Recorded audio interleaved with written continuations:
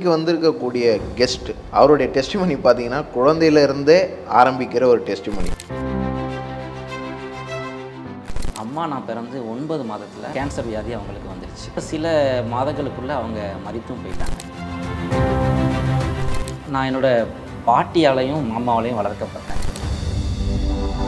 இல்லை, எங்கள் பாட்டிக்கு ஒரு வியாதி வந்துருச்சு. ஹாஸ்பிட்டலில் போய் என்னென்னு டெஸ்ட் பண்ணும்போது டாக்டர் சொல்லிட்டாங்க 6 மாதத்துக்குள்ளே மரிக்க நேரிடும் சொல்லி டாக்டரோட ரிப்போர்ட்டு. நான் மரித்த அந்த பிள்ளைகளுக்கு ஆள் இல்லை. அந்த பிள்ளைகளையும் நான் சேர்த்து கடலில் விழுந்து நம்ம தற்கொலை பண்ணிடுவோம்.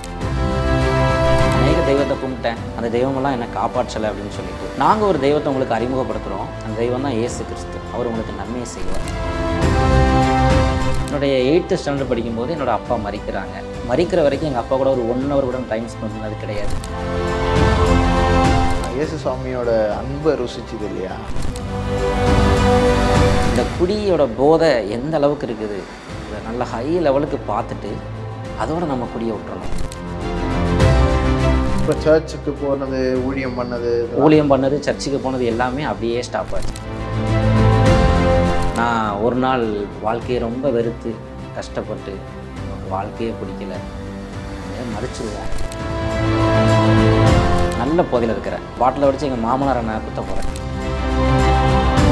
ஏசப்பா, நான் குடிக்கணும்னு விரும்புகிறேன், என்னால் அந்த குடியை விட முடியல. இனிமேல் நான் குடிக்கக்கூடாது, நான் ஆசைப்படுறேன். என்னோடய குடியை நீங்கள் மாற்றுங்க. ஆனால் அவ்வளோ போதைக்கு அடிமையாக வாழ்க்கையில் ஆமாம், இயேசு சுவாமி விடுதலை. இயேசு சுவாமி என்னை தேடி வந்தார். ஆண்டனை ஊழியத்தில் பயன்படுத்துகிறாங்க. கிராம ஊழியத்துக்கு போகிறோம், சுவிசேஷம் அறிவிக்கிறோம். திடீர்னு ஒரு நாள் எனக்கு ஒரு ஃபோன் வருது. நான் அட்டன் பண்ணுறேன். நான் லவ் பண்ண பொண்ணு பேசுகிறாங்க. எங்கே இருக்க? ஏசப்பா செய்த முதல் அற்புதம். அக்யூஸ் லிஸ்ட்டில் இருந்தேன். என்னையா ஆண்ட இன்னைக்கு இவாஞ்சிஸ்ட் லிஸ்ட்டில் வச்சுட்டாங்க.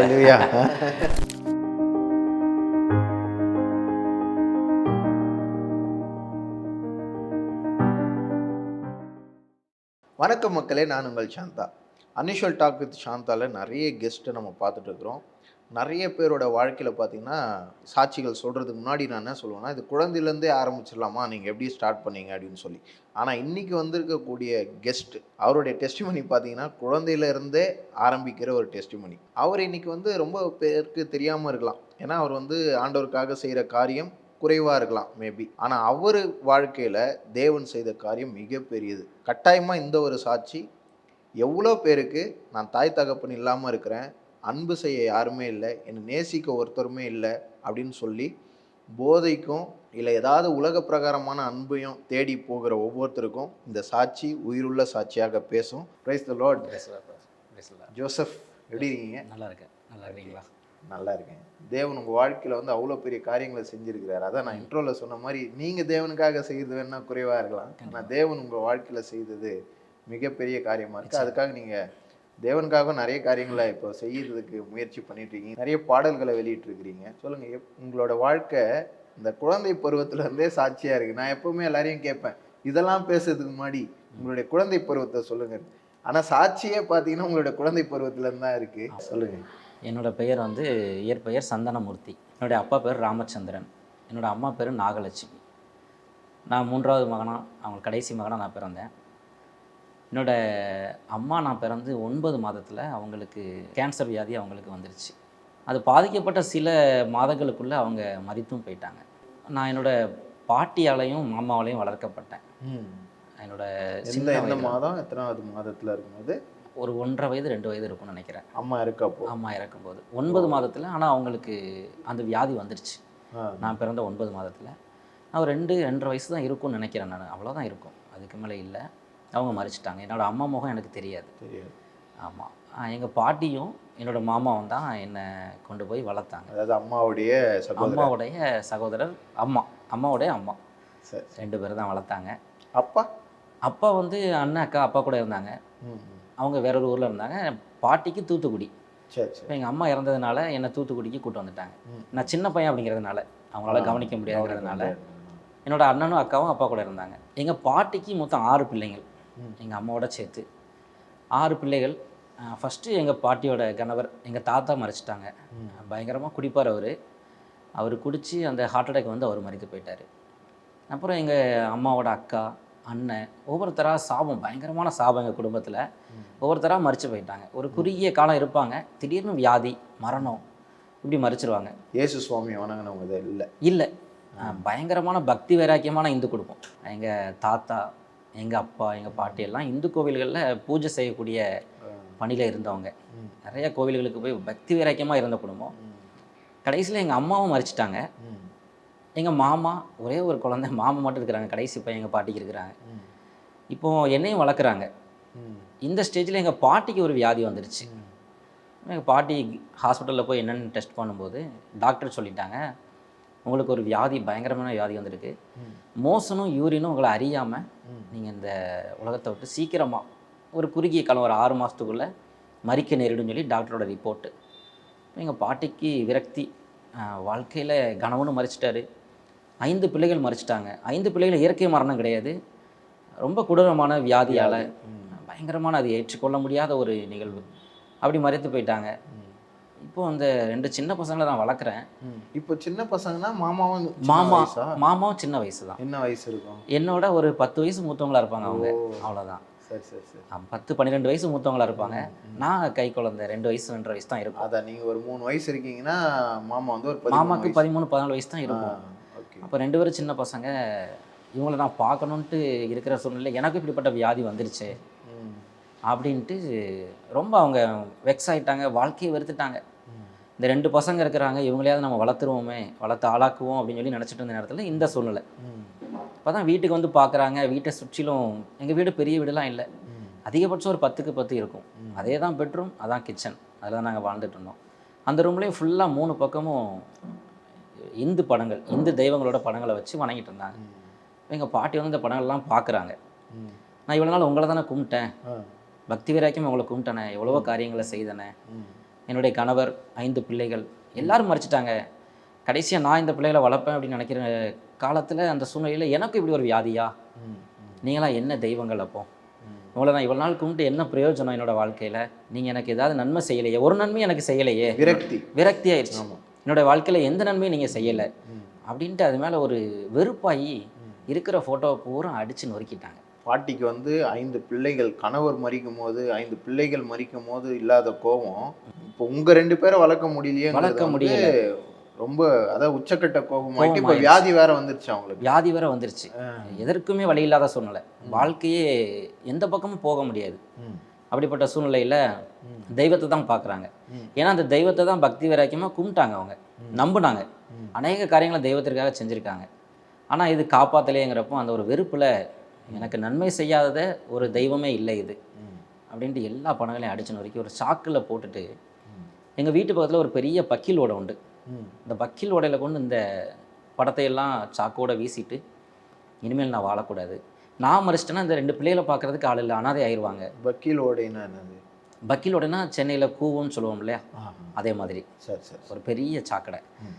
அது தூத்துக்குடியில் ஓடுது. அந்த வீட்டு பக்கத்தில் அது இருந்ததுனால அங்கே கொண்டு போய் போட்டுட்டு, அவங்க இனிமேல் நம்ம மறிச்சிடணும், ஏன்னா நான் மறிச்சிட்டேன்னா அந்த பிள்ளைகள் அனாதையாயிருவாங்க, பார்க்குறதுக்கு யாரும் இல்லை அப்படிங்கிறதுனால. சொந்தங்களும் இல்லை, சொந்த பந்தங்கள் எல்லாமே இருக்கிறாங்க.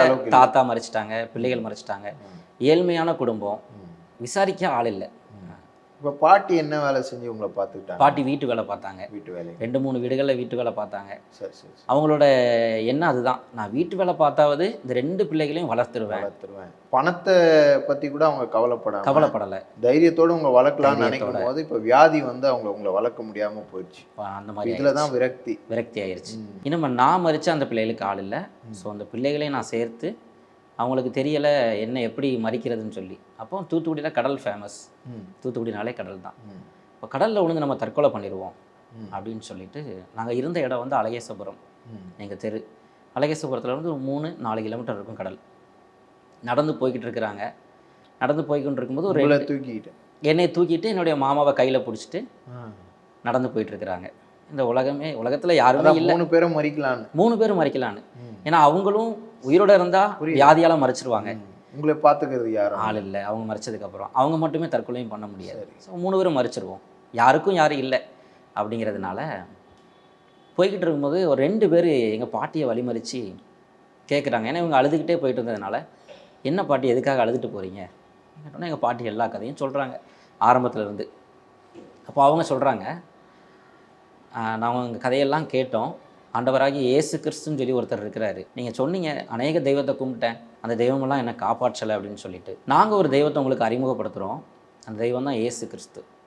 நீங்கள் அவர்கிட்ட வந்து உங்களுடைய நிலைமையை சொல்லி அவர்கிட்ட கேட்டு பாருங்கள், ஜெபம் செய்து பாருங்கள், அவர் உங்களுக்கு நன்மையை செய்வார். நீங்கள் கூட தயவு செய்து வாங்க அப்படின்னு சொல்லி கூப்பிட்டதுனால எங்கள் பாட்டி இந்து காரியங்களில் பக்தி விரைக்கமாக இருந்ததுனால இந்த கிறிஸ்தவம் இதெல்லாம் பிடிக்காது. ஆனால் இந்த 2 பிள்ளைகளை வளர்க்கலாமே, நமக்கும் வியாதி குணமாயிரும், கடைசியாக நம்ம ட்ரை பண்ணி பார்க்கலாமே, 2 தம்பிமார் சொல்கிறாங்களே அப்படின்னு சொல்லிட்டு சபைக்கு வர்றாங்க. சபைக்கு எங்களை கூட்டிகிட்டு வர்றாங்க. சபையோட போதகர், பாஸ்டர் அம்மா, பாஸ்டர், ஊழியர்கள் எல்லாரும் எங்களை வந்து பார்த்து எங்களுக்காக ஜெபம் பண்ணுறாங்க. இதெல்லாம் உங்களுக்கு பாட்டி சொல்லி தான் தெரியும்? பாட்டி சொல்லி தான் எனக்கு தெரியும். சின்ன வயசில் என்னோட 2.5 வயசு நடந்ததுனால 2.5 3 வயசு இருக்கும். அப்போ ஜெபம் பண்ணுறாங்க. ஜெபம் பண்ண உடனே எங்கள் பாட்டியோட வியாதி குணமாகுது. ஃபஸ்ட்டு டாக்டர் 6 மாதத்தில் மறைச்சிருவீங்கன்னு சொல்லிட்டாங்க. மோசனும் யூரினும் உங்களை அறியாமல் போகும்னு சொல்கிறாங்க. ஆனால் அந்த காரியம் அது நடக்கவே இல்லை எங்கள் பாட்டிக்கு. கர்ப்பப்பை அவங்களுக்கு இறங்கி அந்த ஒரு பலவீனம் அவங்களுக்கு, கர்ப்பப்பை அவங்களுக்கு இறங்கி ரொம்ப பயங்கரமான கஷ்டப்பட்டாங்க. பாஸ்டர்ஸு ஊழியர்கள்லாம் ஜெபம் பண்ணும்போது எங்களுக்கு வீடு இல்லைங்கிறதுனால அங்கேயே ஒரு 10 நாள் இருந்தோம். நாங்கள் சபையிலேயே இருந்து 10 நாள் எங்களுக்காக ஜெபம் பண்ணாங்க. நல்லா எங்களுக்காக பிரயாசப்பட்டு நிறைய காரியங்கள் செய்தாங்க. அப்போ எங்கள் பாட்டிக்கு ஒரு சேஞ்சஸ் தெரிஞ்சுது. இனிமேல் நம்ம மறிக்க வேண்டாம், ஒரு நம்பிக்கை எப்படியாவது எனக்கு குணமாகிரும், நம்ம முயற்சி பண்ணி பார்ப்போம். டாக்டர் 6 மாதம் டைம் சொல்லியிருக்கிறாங்க. ஏசப்பா மேலே ஒரு நம்பிக்கை வருது.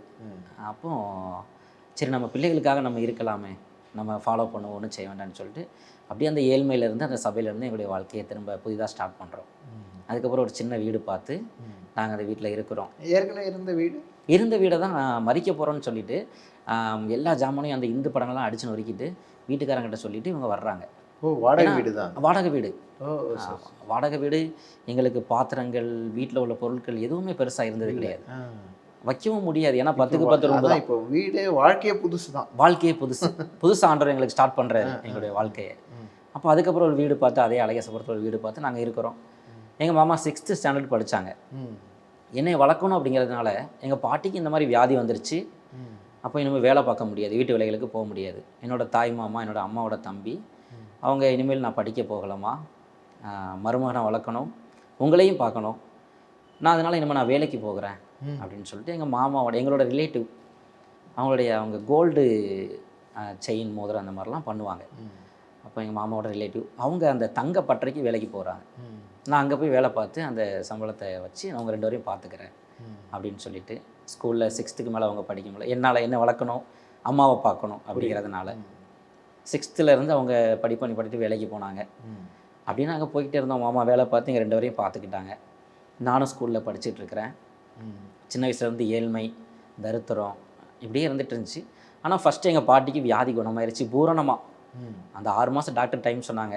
அதை தாண்டி எங்கள் பாட்டி நல்ல ஆரோக்கியத்தோட, உற்சாகத்தோட எங்களை வளர்த்து வந்துக்கிட்டு இருந்தாங்க. உடல் நல்லா இருக்கு. கிறிஸ்துவுக்குள்ளே எப்படி இருக்கிறாங்க பாட்டி? கிறிஸ்துவுக்குள்ளே ரொம்ப வைராக்கியமாக ஆயிட்டாங்க. ஏன் அப்படின்னா, சொந்த பந்தங்கள்லாம் யாரும் என்ன ஏதுன்னு கேட்கல. நான் நம்பி, நீங்கள் தான் எல்லாம் நம்பி கும்பிட்ட எல்லா தெய்வங்களும் கைவிட்டுருச்சு, எந்த நன்மையும் செய்யலை. ஏன்னா அவங்க வாழ்க்கையில் திரும்பி பார்த்தாங்க அப்படின்னா நன்மையான காரியம் எதுவுமே இல்லை, இருக்க முடியாது. ரொம்ப வருடங்களுக்கு பிறகு ஆண்டவர் ஒரு பெரிய நன்மையை செய்கிறாரு. அவரை தேடி வந்ததுனால அவர் எங்களை தேடி வந்தார் ஃபஸ்ட்டு. 2வது நாங்கள் அவரை ஃபாலோ பண்ண ஆரம்பித்தோம். ஒரு பெரிய சேஞ்சஸ். ரொம்ப பக்தி விராக்கியம் ஆகிட்டாங்க. ஆண்டவரை தேடுறதுக்கு முன்னால் வந்து பேசின கொஞ்சம் சொந்தக்காரங்களும் ஆண்டவர் பக்கத்தில் வந்த உடனே ஆண்டவரை ஃபாலோ பண்ண ஆரம்பித்ததுக்கப்புறம் சுத்தமாக அவுட்டு. யாருமே எங்களை பார்க்குறதில்ல, எங்களை கேட்குறதில்ல. ஆக்சுவலாக நான் ஹிந்து பேக்ரவுண்டில் பிறந்தேன். ஆனால் எனக்கு விவரம் தெரிஞ்சதுலேருந்து நான் கிறிஸ்தவனாகவே வளர்ந்தேன். ஏன்னா எனக்கு விவரம் தெரியறதுக்கு முன்னாலே ஆண்டவர் எங்கள் வாழ்க்கையில் நன்மை செய்ய ஆரம்பிச்சிட்டாரு. 5th 6th படிக்கும்போது சபையிலேருந்து ஊழியத்துக்கு போவாங்க, திருப்பிரசங்க ஊழியத்துக்கு போவாங்க. அப்போ என்னோடய மாமா கூப்பிட்டு போவாங்க என்னைய சைக்கிளில். ஆம்பிளிஃபையர் இதுதான் கேட்க வந்தேன். இப்போ மாமா நல்ல உற்சாகமான ஒரு ஊழியக்காரா மாறிட்டாரு. பயங்கரமான இயேசுவை நம்ப ஆரம்பிச்சிட்டாங்க. ஏன்னா அம்மாவுக்கு வியாதி குணமாயிருச்சு. மாமாவுக்கும் தெரியும் நம்ம மாமாட்ட, ஏன்னா மாமா ஒரு 6th ஸ்டாண்டர்ட் படிக்கும்போது இருந்ததுனால நம்ம தற்கொலை பண்ணி சாக போகிறோம்னு அவங்களுக்கு தெரியும். ஆமாம். ஆனால் இப்போது ஆண்டவர் மாற்றிட்டாரு. ஏன்னா அவங்களுக்கு விவரம் தெரிஞ்சதுனால அக்கா இறந்துட்டாங்க, அண்ணன் மாதிரி இறந்துட்டாங்க, அப்பா இறந்துட்டாங்க, அம்மாவுக்கு இந்த வியாதி. இப்போ அம்மாவுக்கு வியாதி குணமாயிருச்சு. அப்போ அவங்க ஒரு நம்பிக்கையில் தான் இனிமேல் நான் காப்பாற்றுறேன்னு சொல்லி அந்த 6th ஸ்டாண்டர்ட்லேருந்து படிக்க போகாமல் வேலைக்கு போனாங்க. தியாகம். ஆமாம், எங்களுக்காக, எனக்காக, எங்கள் பாட்டிக்காக. அவங்க பேர் முத்துக்குமார், எங்கள் மாமா பேர். சார் வந்து கூப்பிட்ருக்காங்க, நல்லா படிப்பு நீனு ஸ்கூலுக்கு வான்னு சொல்லி. அந்த டைமில் ஸ்கூலில் ஸ்ட்ரென்த்லாம் கம்மி தான், பசங்க கம்மியாக தான் இருப்பாங்க. ஸோ அதனால் எல்லா பசங்களையும் கேர் பண்ணுவாங்க சார், டீச்சர்லாம். அப்போ இந்த பையன் வரலையே, நல்லா படிக்கிற பையனோன்னு வீட்டுக்கு வந்து கூப்பிட்றாங்க. அப்போ எங்கள் மாமா சொன்ன காரியம், இல்லை சார், என்னோடய மருமகனை வளர்க்கணும், எங்கள் அம்மாவை பார்க்கணும், அப்போ நான் வேலைக்கு போனால் தான் முடியும் அப்படின்னு சொல்லிட்டு அவங்க படிப்பை கண்டினியூ பண்ணலை. அதுலேருந்து இப்போது நாங்கள் ஊழியத்துக்கு போகிறோம். ஊழியத்துக்கு போகும்போது அவங்க செய்தி கொடுப்பாங்க மாமா, சுவிசேஷ ஊழியம், ஆண்டோடைய நன்மையை சுவிசேஷம் அறிவிப்பாங்க. ஊழியர்கள்லாம் வருவாங்க, அண்ணன்மார் நிறைய பேர் வருவாங்க. நான் அங்கே பாட்டு படிப்பேன். எந்த நிலையில் நாம் இருந்தாலும் நம்மை வெறுக்காதவர் நம் இயேசு ஒருவரே, நம் நேசர் ஒருவரே. இந்த மாதிரி பாடல்கள்லாம் சுவிசேஷ ஊழியத்தில் நாங்கள் படிப்போம். அப்போது நாங்கள் அப்படி சபைக்கு நான் போகிறேன், மாமா பாட்டிலாம் வந்துட்டுருக்குறாங்க. நான் சின்ன வயசுலேருந்து அம்மா அப்பா இந்த அன்பான சூழ்நிலைகளை நான் பார்த்ததில்லை. அம்மாங்கிற அன்பு எனக்கு தெரியாது, அம்மா முகம் தெரியாது. என்னுடைய 8th ஸ்டாண்டர்ட் படிக்கும்போது என்னோடய அப்பா மரிக்கிறாங்க ஹார்ட் அட்டாக்ல. தொடர்பு இருந்ததுங்களா? தொடர்பு இல்லை, அதுதான் நான் சொல்ல வர்றேன். என்னை அம்மா இறந்ததுலேருந்து, அம்மா இறந்தது எனக்கு தெரியாது. நான் சின்ன வயசுலேருந்து எங்கள் அப்பா மரிக்கிற வரைக்கும் எங்கள் அப்பா கூட ஒரு 1 hour கூட டைம் ஸ்பெண்ட் பண்ணது கிடையாது. வந்து பார்ப்பாங்களா? ஆனால் குழந்தையா இருக்கு. ஒரே ஒரு டைம் வந்திருக்கிறாங்க, ஒரே ஒரு டைம் வந்திருக்காங்க. இங்கே ஒரு வேலையாக வரும்போது, ஏன்னா அவங்க கோல்டு பிஸ்னஸ் பண்ணாங்க, அந்த பிஸ்னஸாக தூத்துக்குடிக்கு வரும்போது என்ன ஒரு டைம் வந்து பார்த்துட்டு போனாங்க. ஒரே ஒரு டைம் வந்தாங்க. நாங்கள் மாதம் போவோம். எங்கள் அப்பா எனக்காக எங்கள் பாட்டிகிட்ட ஒரு 300 ரூபா கொடுப்பாங்க, என்னை வளர்க்குறாங்க அப்படிங்கிறதுனால. அந்த 300 ரூபாயை வாங்குறதுக்கு திருச்செந்தூர் பக்கத்தில் உள்ள ஆறுமுக நெறி அவங்க அங்கே இருந்தாங்க. தூத்துக்குடியிலேருந்து நாங்கள் அங்கே போய் அந்த 300 ரூபாயை வாங்கிட்டு வருவோம். அதுதான் போவோம், நாங்கள் வாங்கிட்டு திரும்ப வந்துடுவோம். அங்கே ஒரு அரை மணி நேரம் கூட இருக்க மாட்டோம். இப்படிப்பட்ட சூழ்நிலையில் இந்த அன்புக்காக நான் ரொம்ப ஏங்கிக்கிட்டு இருந்தேன். அது எந்த வயசு வரைக்கும் அந்த 300 ரூபா அவங்க போவீங்க? ஒரு 6th 7th படிக்கிற வரைக்கும். ஒரு குறிப்பிட்ட ஏஜுக்கு மேலே நம்ம அப்பாவை பார்க்க போகிறோம் அப்படின்ற ஒரு ஆர்வம் சந்தோஷம்லாம் இருந்திருக்கா? இல்லை, எனக்கு இது இருந்ததில்லை. ஏன் அப்படின்னா, சின்ன வயசுலேருந்தே பார்த்ததில்லை. எனக்கு என்னுடைய அப்பாவுக்கு பதிலாக என்னோடய தாய் மாமா இருந்தாங்க. தகப்பன் ஸ்தானத்துலேருந்து என்னை அவங்க வளர்த்தாங்க. ஆமாம், என்னை கண்டிச்சாங்க, என்னை அடிப்பாங்க, எல்லாம் பண்ணுவாங்க. ஏன்னா அப்பாவை நான் சின்ன வயசுலேருந்து பார்த்ததில்லை. அந்த இடத்துல எங்கள் மாமா இருந்தாங்க. நான் அவங்கள தான் சொல்ல முடியும். இப்போ என்னுடைய தகப்பன் ஸ்தானத்தில் எனக்கு அவங்கள தான் நான் சொல்ல முடியும். 8th ஸ்டாண்டர்ட் வரைக்கும் நான் வந்து அங்கே போவேன், அதுக்கப்புறம் வந்துடுவேன். 8th ஸ்டாண்டர்ட் படிக்கும்போது எங்கள் அப்பா ஹார்ட் அட்டாக்லாம் மரிக்கிறாங்க. அதுக்கப்புறம் எனக்கு கூட கொஞ்சம் மனசு கஷ்டம். அப்பான்னு ஒருத்தர் இருந்தார், நம்ம அவர் கூட நம்ம தொடர்பில் இல்லைனாலும் தூரமாக இருந்தார். நமக்கு ஒரு அப்பா இருந்தார். இப்போ அவரும் மரிச்சிட்டாரு. இப்போ அண்ணன் அக்கா இருந்தாங்க, அப்பா கூட இருந்தாங்க. இல்லை, அவங்களோட பெரிய இல்லை நெருக்கம் அதான். அப்பா எப்படியோ அதே மாதிரி தான். போனால் அக்காவை பார்ப்போம், ஸ்கூலில் இருப்பாங்க. நாங்கள் போகிற டைம் வந்து ஸ்கூல் டைமாக இருக்கும். அப்பாட்ட ரூபா வாங்கிட்டு ஸ்கூலில் போய் 2 வரையும் பார்த்துட்டு ஒரு 5 நிமிஷம் பார்த்துட்டு, ஏன்னா ஸ்கூலில் ரொம்ப நேரம் பார்க்க முடியாது, ஒரு 5 minutes பெர்மிஷன் கேட்டு பார்த்துட்டு நாங்கள் அப்படியே பஸ் ஏறி வந்துடுவீங்க. இப்போது உங்களுக்கு வந்து அந்த சின்ன வயசுலேருந்து அந்த தொடர்பு இல்லை, அது ஓகே, அப்பாவும் சரி அக்கா அண்ணன் இவங்களோட. ஆனால் பாட்டிக்கு வந்து எல்லாருமே பேரன் பேத்தி தானே? ஆமாம். ஸோ உங்களுக்கு உங்கள் மேலே எப்படி அன்பு இருக்கும், அவங்க மேலேயும் இருந்திருக்கும். அவங்களுக்கும் அதே மாதிரி பாட்டி மேலே இருந்திருக்கும் இல்லையா? நான் சொன்னேன் இல்லையா, தூரமாக இருந்ததுனால எங்கள் அப்பா மேலே எனக்கு எப்படி அந்த அன்பு அந்த இது எனக்கு தெரியலையோ, அதே மாதிரி அவங்களுக்கு இருந்திருக்கலாம். அந்த மாதிரி இடைவெளி இருந்திருக்கலாம். இந்த அன்புக்காக நான் ஏங்கின நேரம், என்னுடைய அம்மா இல்லை, என்னுடைய அப்பா இல்லை. ஸ்கூலுக்கு நான் போவேன், நிறைய பேரண்ட்ஸு அவங்க பிள்ளைகளை விட வருவாங்க. நான் அப்போ பார்ப்பேன், என்னை விடுறதுக்கு யாரும் இல்லையே. ஏன்னா சின்ன வயசுலேயே அந்த எண்ணங்கள், ஏக்கம். என்னுடைய அம்மா வந்து விடலையே, என்னுடைய அப்பா வந்து விடலையே.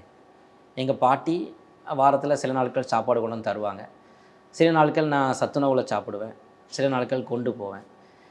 அந்த டைம்லலாம் அம்மா வந்து பிள்ளைகளுக்கு சாப்பாடு ஊட்டிகிட்டு இருப்பாங்க, நான் அதை பார்ப்பேன்.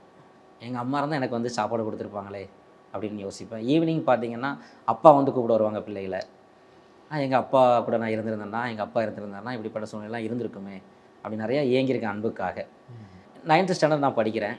9th படிச்சுட்டு லீவில், 9th ஆனுவல் லீவில் என்னை ஒரு ஒர்க் ஷாப், ஒரு வெல்டிங் ஒர்க் ஷாப் லேத்து பட்டறையில் கொண்டு எங்கள் மாமாவும் பாட்டியும் வேலைக்கு விட்றாங்க. நாங்கள் அந்த 1 மாதம் வேலை பார்க்குறேன். எனக்கு முதல் நாள் சம்பளமாக ரூபாய் கொடுக்குறாங்க. ம். ஆமாம், முதல் நாள் ரூபாய் கொடுக்குறாங்க. அந்த முதல் மாதம் முடியும் போது எனக்கு ரூபாய் தர்றாங்க. ம்.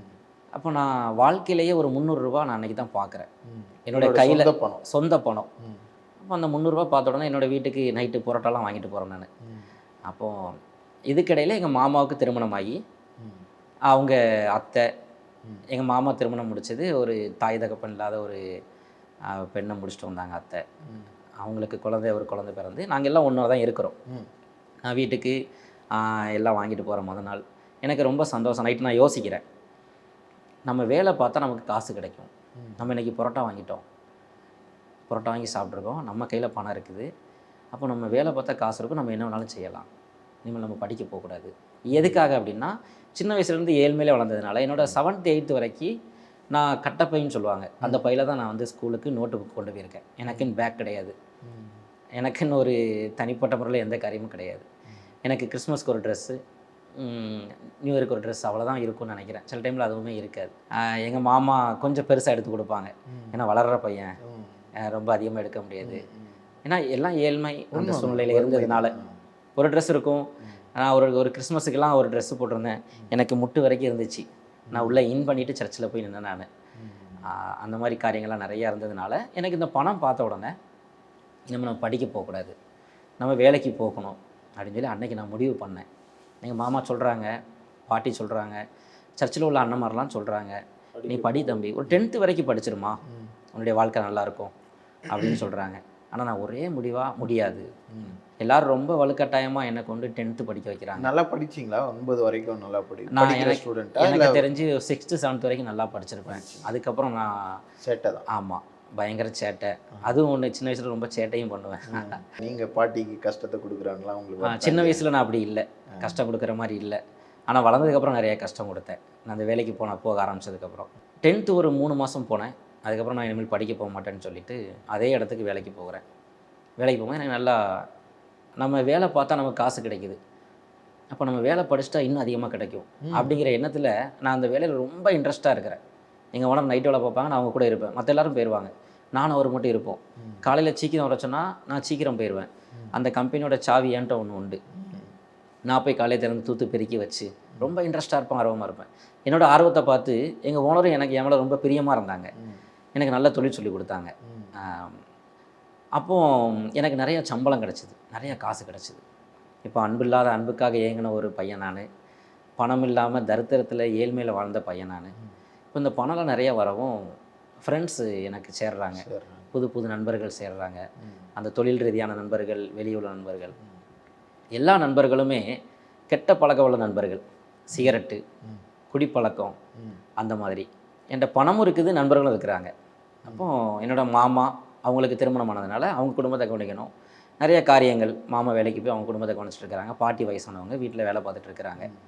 இப்போ நான் பசங்களோட சேர்ந்து சிகரெட் பிடிக்க. அப்போ நான் படிச்சிருந்தா ஒரு 11வது படிச்சிருப்பீங்களா அந்த டைமில்? 11 படிச்சிருப்பேன். அந்த ஒரு வருஷம் வேலைக்கு சேர்ந்து ஒரு வருஷத்துலேயே எனக்கு இந்த காரியங்கள்லாம் ஆரம்பிச்சிருச்சு. அப்போது சிகரெட்டு, குடி, அப்படி கொஞ்சம் கொஞ்சமாக குடிக்க ஆரம்பித்தேன். பசங்களோட சேர்ந்து குடிக்க ஆரம்பித்தது நாளடைவில் அது ஒரு பெரிய அடிமையாகிட்டு என்னை அடிமை ஆக்கிடுச்சு. நான் ஒரு நாள் நினச்சேன், எல்லோரும் சொல்லுவாங்க கொஞ்சம் கொஞ்சமாக அந்த காரியங்கள் வெளியே தெரிய வரும்போது, ஒரு 12th அந்த மாதிரி ஸ்டேஜில் படிக்கும் 18 19 வயசுல நல்ல குடிகாரன் ஆகிட்டேன். நான் வந்து பயங்கரமான குடிகாரன் ஆகிட்டேன். 20 வயசுலலாம் பயங்கரமாக குடிப்பேன் நான். இப்போ சர்ச்சுக்கு போனது, ஊழியம் பண்ணது, சர்ச்சுக்கு போனது எல்லாமே அப்படியே ஸ்டாப் ஆச்சு. நான் வேலைக்கு என்னைக்கு போக ஆரம்பிச்சனோ, என்னைக்கு நான் இந்த கெட்ட பழக்கவழக்கங்கள் எனக்கு ஆரம்பிச்சதோ அப்போ இருந்தே. இப்போ உங்கள் பாட்டி மாமாலாம் என்ன சொல்கிறாங்க? பாட்டி ரொம்ப வருத்தப்படுவாங்க. மாமாவுக்கு எனக்கு அதிகமாக சண்டை வரும். மாமாவெலாம் எதிர்த்து பேச ஆரம்பித்து எதிர்த்து நிற்கிற மாதிரி ஆகிட்டேன் நான். ஆமாம், என்னை வளர்த்தவங்க சின்ன வயசில் நான் ஒன்றும் இல்லாத நேரத்தில் என்னை தாங்கி பிடிச்சவங்கிற எண்ணம் இல்லாமல் அந்த குடி போதை அன்புக்காக நான் இயங்குறதுனால அவங்க அவங்களுடைய சூழ்நிலையில் என்னை வளர்த்ததே பெரிய விஷயம். ஆனால் நான் அதெல்லாம் நினச்சி பார்க்கல. அவங்களோட படிப்பையே தியாகம் பண்ணி எனக்காக. இப்போ அவங்க படிச்சிருந்தா நல்லா படிக்கிற ஒரு ஸ்டூடெண்ட்டு, இன்றைக்கி அவங்க ஆண்டோடைய ஊழியக்காரனாக இருக்கிறாங்க. ஆனால் உலக பிரகாரமாக பார்க்கும்போது படிச்சிருந்தா ஒரு நல்ல ஒரு வேலையில் இருந்திருப்பாங்க. அதெல்லாம் நான் நினைக்காம நான் அவங்கள ரொம்ப துன்பப்படுத்தியிருக்கேன், நிறையா காயப்படுத்தியிருக்கேன். வீட்டில் உள்ள பொருட்கள்லாம் அடித்து நொறுக்கிடுவேன். ரொம்ப மூர்க்கத்தனமாக நான் இருந்தேன். நான் இப்போ சொல்லும்போது அது சாதாரணமாக இருக்கலாம், நான் இப்போ நினைக்கும்போது ரொம்ப பயங்கரமாக நான் இருந்திருக்கேன். அப்படிப்பட்ட சூழ்நிலையில் இப்போ சபையிலேருந்து பாஸ்டர்ஸ் எல்லாரும் வருவாங்க. அண்ணன்மார்கள், பாஸ்டர்ஸு எல்லாரும் என் மேலே அன்பாக சொல்லுவாங்க. நான் எதையுமே கேட்குறதில்ல. ஏன்னா எனக்கு ஒரே ஒரு இதுனா, எனக்கு அன்பு செய்ய யாருமே இல்லை, என்னை நேசிக்க யாரும் இல்லை இந்த உலகத்தில். என்னோட அதுதான் இப்போ என்னன்னா, இயேசு சுவாமியோட அன்பை ருசிச்சது இல்லையா அதுக்கு முன்னாடி? அதுக்கு முன்னாடி சின்ன வயசுல இருந்ததுனால நான் ரெச்சிப்புன்னு ஒன்று இருக்குல்ல, அந்த ரெச்சிப்பு என்னுடைய வாழ்க்கையில் அது வரைக்கும் இல்லை. சின்ன வயசுல நான் ஒரு ஆர்வத்தில் போனது, ஆர்வத்தில் பாட்டு படிப்போம், சர்ச்சுக்கு போவோம் அப்படிங்கிற உண்மையான ரெச்சிப்புங்கிறது எனக்கு அது வரைக்கும் இல்லை. இயேசப்பாவோட அன்பை நம்ம ருசி பார்க்கல. அன்புனா எனக்கு எங்கள் பாட்டிக்கு வியாதி குணமாக்குனாங்கன்னு தெரியும். என்னோட தனிப்பட்ட வாழ்க்கையில் ரெச்சிப்பு இல்லை. ஆமாம், நான் அதனால அந்த இதில் இருந்துகிட்டு இருந்தேன். பயங்கரமான குடிகாரன். நான் ஒரு நாள் நினச்சேன், இந்த குடியோட போதை எந்த அளவுக்கு இருக்குது, அதை நல்ல ஹை லெவலுக்கு பார்த்துட்டு அதோட நம்ம குடியை விட்டுறணும் அப்படின்னு நான் நினச்சேன். நான் அப்படி கொஞ்சம் கொஞ்சமாக நான் குடிக்கிற லெவல் கூட்டிகிட்டே இருந்துச்சு. பயங்கரமான குடிகாரன் ஆகிட்டேன். இப்போ உங்கள் ஓனர்? எங்கள் ஓனரும் என்னை அட்வைஸ் பண்ணுவாங்க. வேலைக்கு எந்த பாதகமும் எல்லாம் பண்ணுறீங்க, அது ஒரு காரியம். அங்கேயும் லீவு போடுவேன். லீவு போட்டுட்டு, ஏன்னா ஒரு நாள் நல்லா குடிச்சிட்டேன்னா மறுநாள் காலையில் எந்திக்க லேட் ஆயிரும். அப்போ நாங்கள் வேலைக்கு போக முடியாது. இப்போ வேலையிலையும் பிரச்சனை தான்.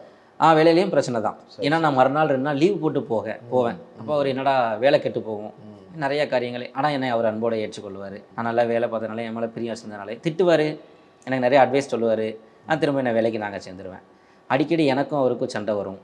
நான் வேலையை விட்டு போயிடுவேன். திரும்ப ஒரு 3 மாதத்தில் அப்படியே ரவுண்ட்ஸ் அடிப்பேன். திரும்ப வேறு வழி இல்லாமல் அவர்கிட்டே போவேன். அவர் என்னை திட்டி திரும்ப என்னை சேர்த்துக்கிடுவார். இப்படியே போயிட்டு இருந்துச்சு. பயங்கரமான குடிகாரன் ஆகிட்டேன்.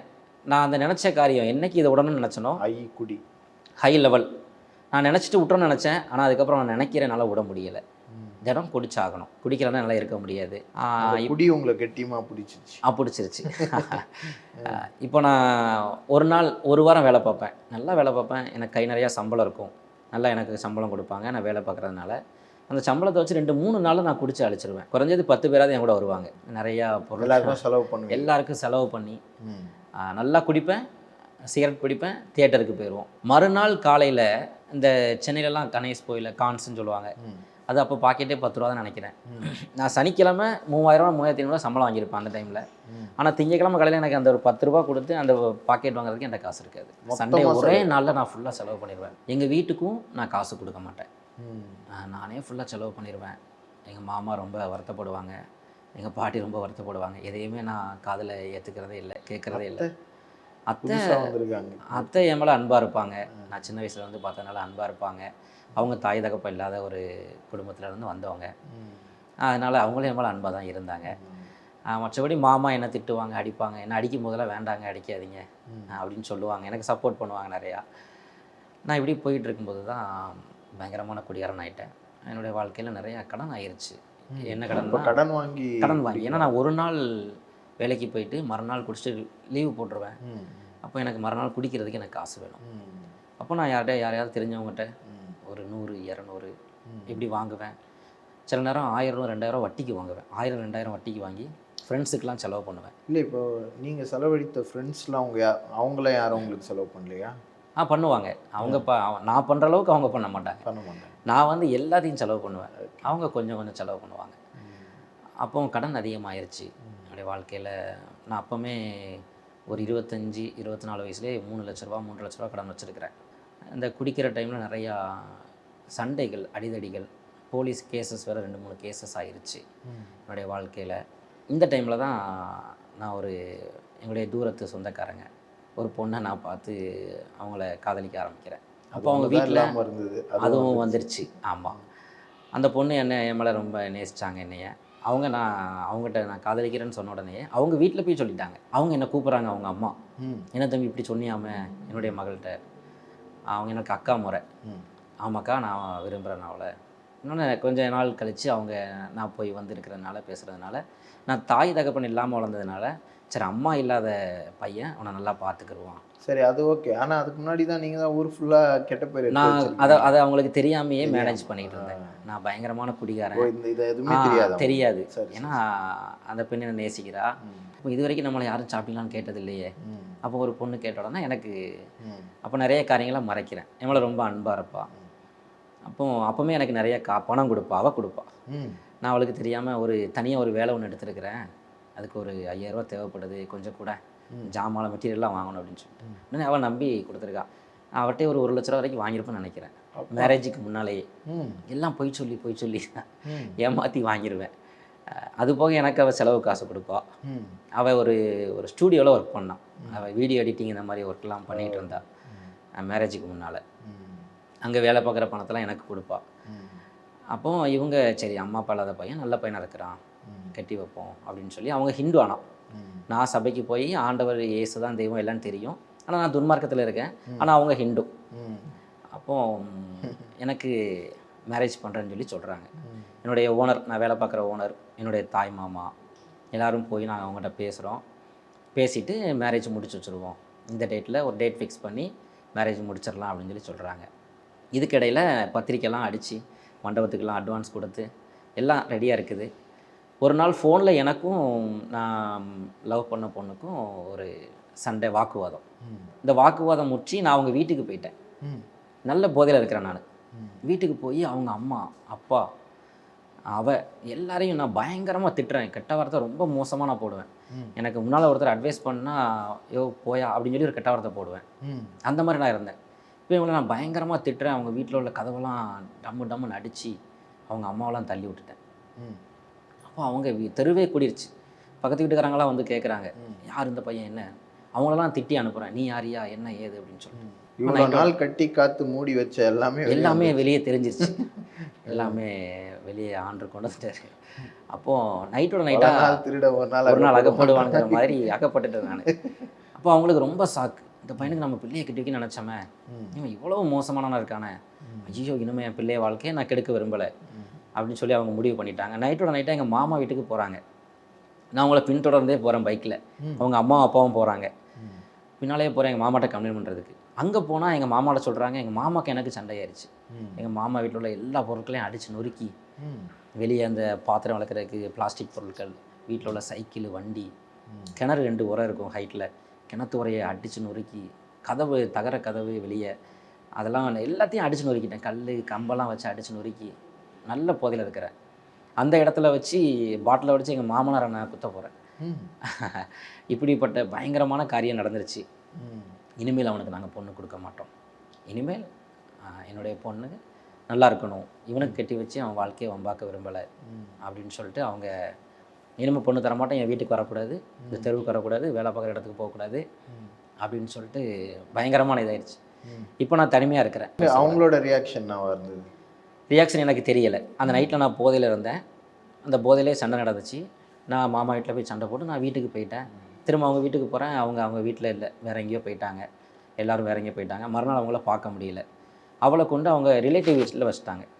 திருநெல்வேலியில் அவங்க ரிலேட்டிவ் வீடு, அங்கே கொண்டு வச்சுட்டாங்க. நான் பார்க்கக்கூடாது பேசக்கூடாது அப்படிங்கிறதுனால. ஏன்னா நான் குடிகாரன்னு தெரிஞ்சு போச்சு. அன்றைக்கி நைட்டு தெரிஞ்சதுனால என்னை பற்றி விசாரிக்க ஆரம்பிக்கிறாங்க. அதுக்கப்புறம் தான் என்னுடைய காரியங்கள் பூரா அவங்களுக்கு தெரியுது. பயங்கரமான குடிகாரன், நிறைய கடன் வச்சுருக்கிறான் அப்படின்னு சொல்லிட்டு. அப்போ அவளை கொண்டு அங்கே வச்சுட்டாங்க. அவட்ட பேச முடியாது. ஏன்னா நேசிக்கன்னு சொல்லி ஒரு பொண்ணு வந்தால் அவளும் இப்போ என்னால் அந்த காரியமும் போயிடுச்சு. இனிமேல் இந்த உலகத்தில் நம்மளை நேசிக்கிறதுக்கு யாருமே இல்லை. ரொம்ப வெக்ஸ் ஆகி ரொம்ப மனம் வந்து கூட கொஞ்சம் குடிக்கிறேன், குடிச்சிக்கிட்டே இருக்கிறேன், பயங்கரமாக குடிக்கிறேன். எங்கள் சர்ச்சில் உள்ள அண்ணன்மாரெலாம் வந்து எனக்கு ஆறுதல் சொல்கிறாங்க, தம்பி குடிக்காதன்னு சொல்கிறாங்க. எதையுமே கேட்கல. எனக்கு யாருமே இல்லை இந்த உலகத்தில். யாராவது என்ன அட்வைஸ் பண்ணுவாங்க, தம்பி நல்லா இருப்பா, குடிக்காதப்பா, காசு சேர்த்து வை அப்படிம்பாங்க. நான் சொல்லுவேன், எல்லாம் பண்ணுறேன், நேசிக்கிறதுக்கு யாராவது இருக்காங்களா? நான் வேலை பார்க்குறேன், பணம் இருக்குது, நான் பணம் சேர்த்து வைக்கிறேன், நீங்கள் அட்வைஸ் பண்ணுறீங்க, எல்லாம் ஓகே. என்ன நேசிக்கிறதுக்கு யாராவது ஒருத்தர் இருக்காங்களா? இருந்தவங்களெல்லாம் இருந்த பாட்டி மாமா எனக்கு நான் அது அந்த அம்மா அப்பா அந்த மாதிரி இதில் இருந்ததுனால மறந்துட்டேன் நான். அது ஒரு காரணமாக கூட இருக்கலாம். அதையே சொல்லி ஆமாம் அட்வைஸ் பண்ணுறாங்க, அப்போ அதை சொல்லணும். அப்போ அப்படி சொல்லி நான் அவங்க சொல்லவே கேட்க மாட்டேன் அப்படி இருந்துட்டு இருந்துச்சு. ஒரே நிமிஷம். இப்போ பயங்கர குடியாரனாகவே இருந்துகிட்டு இருக்கிறேன். ஒரு நாள் பயங்கரமாக குடிச்சிட்டு நான் ஒயின் ஷாப்பில் சண்டை போட்டு என் கூட வந்து பசங்களாம் என்னை விட்டு போயிட்டாங்க. ஒரு 4-5 பேர் என்னை பயங்கரமாக அடித்து, என் உடம்பெல்லாம் ரத்தம், தலையிலலாம் அடித்து, மூக்கெல்லாம் அடித்து, உடம்பெல்லாம் ரத்தம். ஒரு வெள்ளைச்சட்டை தான் போட்டிருக்கிறேன், வெள்ளைச்சட்டை சிவப்பு கலர் சட்டை ஆயிடுச்சு, அவ்வளோ ரத்தம். நான் எப்படியோ எனக்கு தெரியாது எப்படி சபை பக்கத்தில் வந்தேன்னு சொல்லி தூத்துக்குடி அமெரிக்கன் ஆஸ்பத்திரி கார்னரில் இருக்குது, அந்த சர்ச்சுக்கு நான் வந்துட்டேன்.